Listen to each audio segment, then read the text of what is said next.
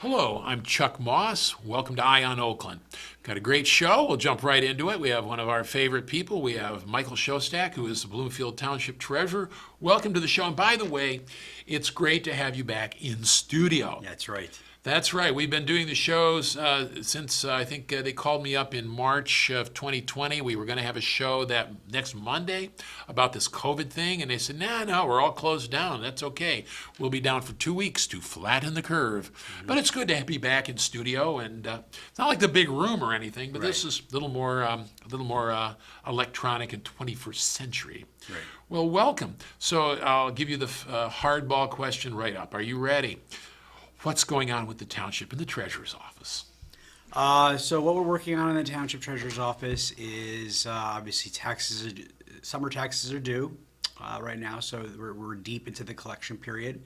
Very, very busy on that. As soon as that ramps down, we're gonna go back and print the new tax bills for the winter tax, which will go back which will go out in November, and then we'll go through that collection period. And after that, we are looking to upgrade our software. We currently use a locally hosted software platform. We'd like to move to a cloud-based hosted platform, and that will also give us some additional flexibility around our payment methods. And my goal as the treasurer is to make it as easy as possible to pay your bills with the township, whether that's taxes or permit fees or water bills, et cetera. Yeah, well, so it's time to get off System 7? Yeah. Yeah. No, I like that because we have a little tiny piece of property that I inherited in Wheeling, West Virginia, where my grandmother lived, and I can finally pay it online, which is great, not having to write the check. So Bloomfield Township has the AAA bond rating. Yes. Still, that's over all the years. Yes. That's not bad. Oh, that's a tremendous accomplishment. We're very proud of it, and we work very hard to keep it. We went to market in July with our Special Assessment Series 2024 bonds because we are in the midst of a road replacement project in Bloomfield Village. So half of Bloomfield Village right now is completely torn up and is getting new roads. And we went to market with those bonds. And as part of that process, we had to be reviewed and rated by Standard & Poor's, the global ratings agency. And they came out, looked at our financials, looked at our operating methods and things, and said, you're a AAA community. You are at the top of the heap in terms of how we manage things and how and our fund balances, our reserve accounts, and all that. So we are the lowest credit risk for any municipality. Well, I remember Brooks. It's a distinction we share with just a few communities here in Michigan. Well, not just communities, but a township. Yeah. I mean, I know that Brooks Patterson used to have AAA bond rating. I think he had it tattooed right there. Yeah. Hi there, I'm AAA bond rating Brooks Patterson, and there's a AAA bond rating, and then the dirty joke. But the deal is that that isn't just about your financials; it's about your practices, and best practices. Absolutely. So yes, it takes into account your reserves and your fund balance so that you can weather a storm if one were to come, but it also looks at your controls. That's right. And your policies and how you manage things, how you budget. Can you anticipate problems before they happen and not just be blindsided by them? So those types of things, they take a look at all of that in coming up with their rating. Now, a township, I understand that Bloomfield Township is atypical, as I always got told by everybody else in the state of Michigan, but still, are there any other townships that have AAA bond ratings in Michigan? I can't think of any other townships. That doesn't mean that they don't exist. They just don't know them, but I believe Birmingham and Troy also have AAA credit ratings, but they're cities. Yeah, Birmingham, once again. Yeah. And you kept that status all through the Great Recession. Yes. That has been consistent for us for many, many years. And like I said, it's something that we're very proud of, something that we work hard to maintain. We constantly think about what processes and controls we can put in place that would make us a more attractive community to rate, because the benefit is not just a point of bragging. I say we have a AAA card rating.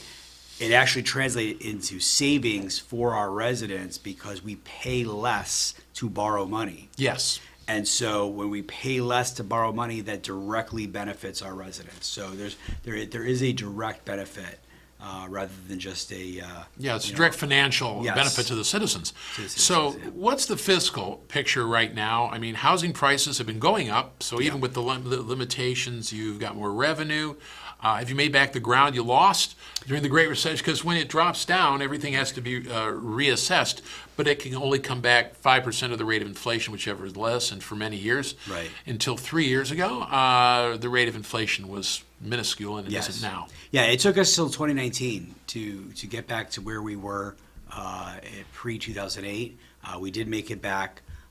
The last couple of years, we did get the benefit to the township of the 5% increase in taxable values. Obviously, to our taxpayers, that was a big bite. Yeah. And goes along with all the other inflation that they experienced. But it has helped us, catch up on some of the things that we've needed to do in terms of, again, capital and resource planning, and employment, in terms of the staffing that we needed to do. And so, but I think going forward now, we're projecting much less increases. I think this year we're looking at a 3 to 3.5% increase, or this coming budget year, and then after that, we think it's going to come back down to the 2% range. Roll it back, as Yes. it were. Yeah, well, I know that I believe Bob Dadow, who was Brooks Patterson's financial guy, one of the greats. Yeah. And he was explaining how the crash in the housing values could not be made up right away, and he said it would probably be till 2023 that these came back. And congratulations, you beat it by 4 years. Yeah. So on what about now? They're called legacy costs, or the other post-employment benefits, things like retiree health care. That's Yeah. basically what it is. Yeah. How's that going? So we're doing well there. We have back in 2014 we sold pension bonds to help us to raise money to have an equities and alternatives investment fund that we could see some higher returns to help juice the returns from the plan. But we are 90% plus funded in our pension plan. In our OPEB, our retiree healthcare plan, we're a little bit less than that. We're closer to 30%. But that has seen, meaningful increases over the last few years as we've continued to put money into that. And we don't pull money out from that. So we put money in and let it grow, and then we cover the expenses of the retiree healthcare out of our operating budget. Okay. Okay, so we're not putting money into that plan and then immediately pulling it out to pay benefits. The benefits we're paying out of our operating budget. So that plan is basically just one way money in, and we're letting it grow and trying to make that system, that platform, better funded in terms of the funding ratio. We had an individual who his family had a fair amount of money, and when the kids got to be 21, and it gave them a set of little cocktail glasses that said, "Thou shalt not invade thy principles," Yeah. which is basically the same thing. Now, you're chair of the Retired Employees Benefit Trust. How does that work? So the trust for the retired employee health care is a component of the township, and we have 3 trustees who oversee the legal management of that plan. Ultimately, it's myself, it's our finance director, and it's one of the trustees, in this case, Trustee Kolinsky, who manage the affairs of the trust. As the treasurer, I'm still responsible for the investment of the funds. And, one of the things that I've done in managing the funds is I've diversified us away from not just equities and fixed income, but I've also introduced alternatives. What are they? So I introduced not only real estate, so we've got private credit. So real estate credit is what we're is through a private limited partnership, and also private equity. So I've expanded our range of investments that we're doing with that trust to, again, try to seek higher returns because we're just putting money away. We're not taking any money out. All of the bills are being paid for out of the operating fund. So we're just putting money in, and we want it to grow and as fast as it can to make that trust eventually, self-sustainable and also able to manage the benefits that need to be paid. For the time being, we're paying those benefits out of our operating budget. Well, that's good because you've got to get that fund up. Hopefully, it'll end up being self-sustaining Yeah. and able to pay, but you can't do it when it doesn't have that much money. Yeah, I remember when the county when I was my first time around as a county commissioner, and Brooks calling us all in and saying we don't have unlimited money, and we're like, April Fools, come on. Right. No, look, it's like, holy moly, we owe what? Yeah. None of us had any idea what was being owed. They just made all these promises and put the IOUs in a drawer and never bothered to count them. Yeah. State of Michigan was worse. Yeah. Probably still is. Yeah. But so now what is the trust? Not a lot of communities have trusts like that set up, or do they? Or like certainly most townships. Let's face it. These are rural and small, and Bloomfield Township is obviously exemplary. Yeah. We're one of the few townships here in Southeast Michigan that pretty much operate like a city. When you think of the vast majority of townships, 90% of the townships here in the state of Michigan, like they say, they're small, they're rural communities. They have very low staffing numbers. They rely on their counties for pretty much all of their functionality. So we're not like them in that respect. We're much more like the cities. But here in Southeast Michigan, you've got West Bloomfield Township, Commerce Township. You've got Shelby Townships. You've got Clinton Township. So these are larger communities that, even though they're townships, operate like cities. And so, in that sense, we work within the limitations of the statute for how a township works, but we do the best that we can to provide services to our residents. Well, we don't want to run out of time before the break, but what is the Financial Sustainability Committee? So the Financial Sustainability Committee was created about 10 years ago, and the goal of that was to provide the treasurer with outside advice on the investments of the township. So the treasurer in Bloomfield Township is fully empowered to invest all of the assets of the township. That's our reserves, our operating reserves. So that's money that's in our checking account or could be in our checking account, to the pension funds, to the retiree healthcare funds, to the other retirement funds for the employees, like their 401As and things like that. So it's a wide range of responsibilities for the treasurer, and so the township board in 2014, 2015 timeframe felt it prudent to create this committee that consisted of professional money managers who live in the township and who would lend their advice to how we think about investments within those different asset classes. So, well, I would think that in Bloomfield Township you would have a very, very good pool of volunteer Yes, talent. we do. Yes. Yes. Well, we're going to take a break here. We've been talking with Michael Schostak, as Bloomfield Township Treasurer. Good news of the township, and it's good to have good news. I'm Chuck Moss. Don't go away. We'll be right back here on Eye on Oakland.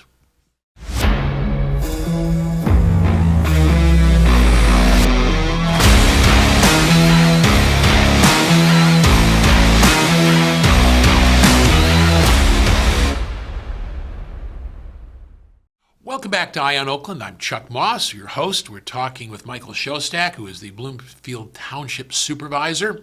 The township is different from the city. The city is very good, but rather small. Bloomfield Township is very big. We were talking about the financial condition, which is actually pretty good. No, it's not pretty good. It's really good. There are challenges, so I want to ask one, the big I word, inflation. We didn't have this 4 years ago. We have it now. What's going on with the inflation? So the biggest point of inflation that a lot of employers face is wage inflation. And For better or worse, we've been locked into employment agreements with our unions, which make up 99% of our staff are unionized.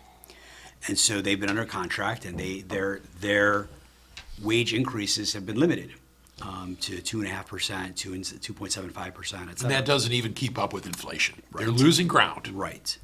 Now, we're going to be going into, over the next 18 months, we're going to be going into negotiations with the unions for the next contract. And I expect that that will be addressed as part of the contract. So right now, we as a township have not faced as much of a impact from the inflation. I mean, obviously, we still see inflation in other things that we buy. Fire trucks. Right. I went down to the zoo the other Yeah. day. We took our grandson, right? With all the trucks, and they told me the top of the line fire truck. That's like 1.7 to $2 million. Yeah. Okay. A big ladder truck. Yeah. Yeah. That was my heart, dropping. Yeah. Okay. Yeah. There's a truck that we had put in an order for that we thought was going to cost us $500,000. We went out and we were able to obtain a state grant to pay for that truck, and by the time the truck got delivered, it was costing $800,000, and we had to dip into our pocket $300,000 to pay for that truck because we couldn't get a big, 800. Yeah. That's a 40%. That's Yeah. 40%. Yeah. Okay. Once again, Yeah. So, but aside from that, we're gonna, so we'll be in negotiations with the labor unions, and I imagine that we'll, see some increases there, and so that, we'll be back to pinching pennies very, very soon. Well, I've never been considered the biggest friend of labor, but I'll tell you, they've been losing ground. Yeah. They've been losing ground, and that's what inflation does. Yeah. It's the thief that comes and steals your money in the night. Thank you, Ronald Reagan. So now, how are you going to find the elasticity in your budget to cover, big wage increases? Because I would assume personnel is probably one of, if not the biggest item. So one of the things that we were able to do over the last 3 to 4 years is set money aside into our capital reserve fund. And so as we go forward, we're going to be able to do all of our capital spending and pull money from that capital reserve fund, which will open up room in our operating budget. So. Well, that's it's got to be tough because personnel always seems to be the biggest thing you spend your money on. Yeah. And when you're going to have to ramp it up, so what's the tax rate here? What's the tax rate here? We're just under our 10 mil cap. 10 mil cap. 10 mils. Yes. That's a lot less than where I live. I live in Birmingham. Yes. So cities can have significantly higher millage rates, assuming they still have to get it approved by the voters, but they have a much higher limit that they can reach. But townships are limited to 10 mils, and so that's where we're at. We can go above that for special debt situations and things like that, but for the most part, we're limited to the 10 mils. And that's where we're at. And so the last couple of years, there haven't been any Headley rollbacks.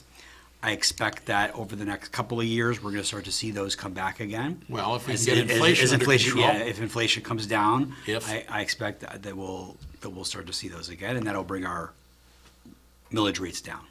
Well, let's hope we don't have to get inflation under control like we did in '80 with huge recessions. Yeah, but, yeah. Who knows?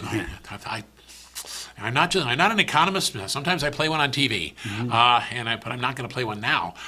So really, the question is about this. One thing Bloomfield Township does have is dedicated police and fire millages for first responders, Yes. and that, believe me, nobody values those guys more than I do right now. Yeah. But at least the people can decide to roll them over and whether they want to keep them. How significant are they in the budget? So the police and fire millages are about 65% of our total millage structure of the 10 mills. We just got a renewal passed on the August ballot for one of the smaller millages. So we have actually 3 public safety millages that add up to the total. And the smallest one was just renewed in August. And so we're very thankful to the residents for that, and, putting their faith and trust in the township board and, and in our police and fire operations. And, so that's where we're at. I think the next one is not up for another couple of years. What are they? What I don't remember the specific numbers. No.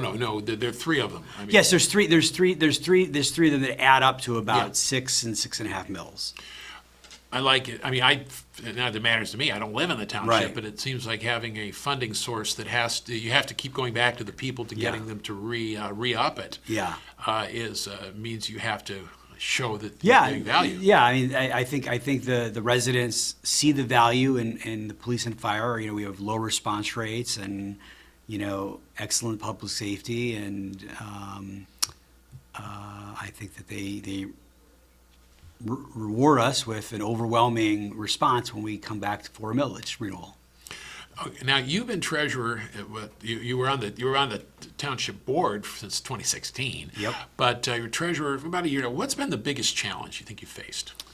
The biggest challenge that I think we faced. As treasurer, you walk in. What's your biggest challenge? Well, I was very fortunate to be appointed to this position and follow Treasurer Brian Keeps, who really did a great job of reinvigorating the treasurer's office and adding new payment methods. So, I mean, the treasurer's office is really, 3 major functions. One is the nuts and bolts collecting payments, collecting the cash, getting it in the bank, accounting for it with our finance department. The second is the investment side of it, is once we have that cash, how do we best invest it so that we can get a solid return on investment for our residents, for our township, without sacrificing principal. And then the third piece is the legislative piece, which is being on the township board. So I was already on the township board, so that legislative piece didn't change. But those 2 things. So the biggest challenge for me was getting a handle on the nuts and bolts of how the township treasurer's office operated, how we, the processes that we had in place, the internal controls and all that kind of stuff. And like I said, I was left an office that was very well maintained and in very good shape by my predecessor. And so there hasn't been a lot of changes that have needed. But as I mentioned, I believe earlier in the show, we're going to be moving towards a cloud-based hosting platform for our BSNA software, which is the municipal ERP software that we have. And that's across the board, so that's not just the township treasurer's office, that's also planning, building, and ordinance. That's how they manage all their permit applications. It's everything for the water department, handling the water billing. So it's the assessing department, how they work with the assessing of our properties and keeping, basically the database, whatever.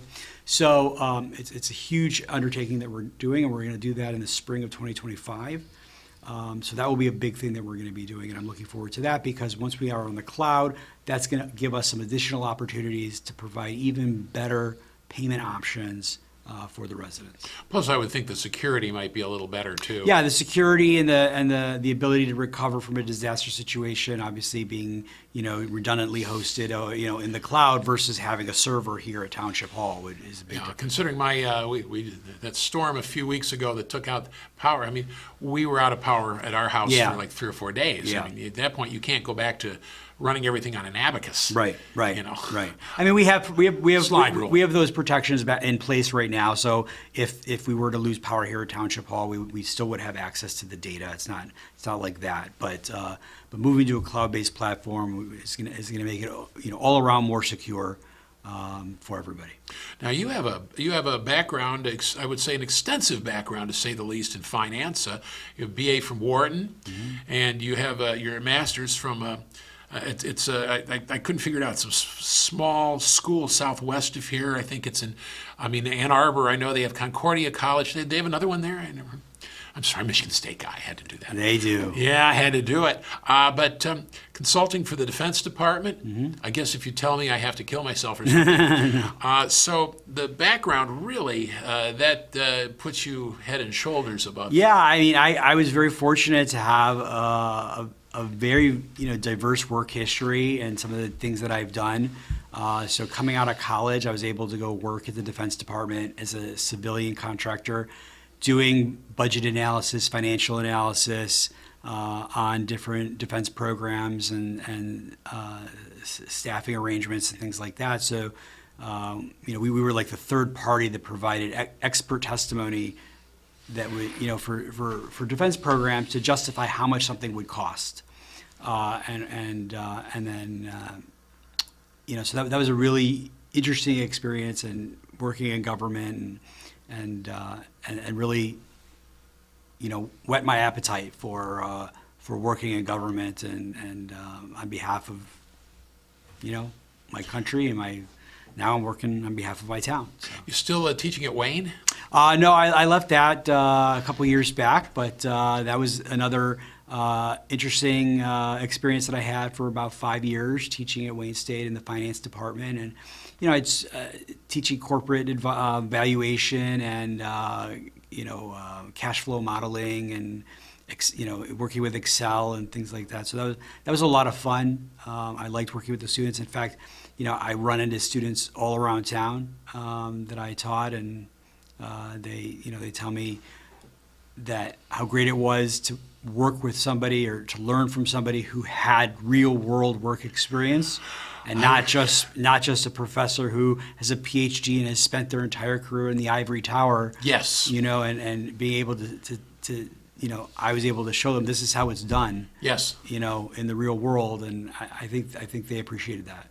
Yeah, I taught some political science a little bit at Oakland U, and there was one we were talking about government budgeting. Yeah. And students said, "Yeah, well, how do you know?" I said, "Because we did it." Yeah. Yeah, that's good stuff. Well, great. We're going to run out of time real quick. What are you looking forward to in the next year or so? What do you think you're going to be a big challenge? Well, I think one of the things that we're working on right now that I think is important is our strategic plan, and that's going to help guide us going forward for the next 5 to 10 years. In terms, we've gathered a lot of community feedback, a lot of stakeholder input, and we really want to sort of guide the direction of the board. Of course, this November we're going to have potentially a new board of some kind. And so that we're going to have some new opinions and such. So I think it's going to be a real exciting time next year. Well, the township has always been kind of a rock of stability, and the AAA bond rating sort of speaks for itself. Yeah. Well, thank you for joining us here and talking to us. Michael Schostak, Bloomfield Township Treasurer. I'm Chuck Moss. Thank you all for joining us here on Eye on Oakland.